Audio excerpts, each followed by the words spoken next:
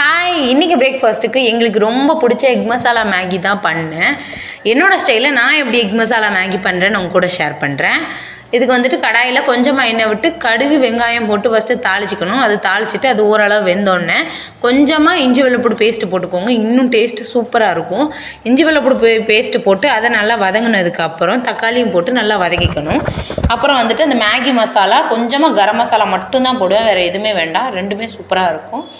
அப்புறம் வந்துட்டு தேவைக்கு எவ்வளோ மேகி போடுறோமோ அதுக்கேற்ற அளவு தண்ணி ஊற்றிட்டேன். அந்த தண்ணி இந்த அளவுக்கு நல்லா கொதிச்சோன்னா மேகியை வந்துட்டு சேம் டபுளாக இருக்கிறத வந்துட்டு நம்ம ஒரு பீசஸாக பிரித்து அதில் போட்டு அப்போ தான் வந்துட்டு சீக்கிரம் வேகும். டக்குன்னு இந்த மாதிரி ஆகிடும். அப்புறம் இந்த அளவுக்கு நல்லா வெந்து வந்தோடனே ஒரு முட்டையை அடித்து ஊற்றணும். சைடில் கலக்கி விடக்கூடாது. மெயினான விஷயம் முட்டை அப்படியே தான் இருந்து வேகணும். போட்டுட்டு ஒன்றுக்கும் தனித்தனியாக கொஞ்சமாக சால்ட்டு போட்டிருக்கேன். எனக்கு முட்டைக்கு சால்ட் போட்டால் தான் டேஸ்ட்டு முட்டைக்கு நல்லாயிருக்கும் சாப்பிடும்போது.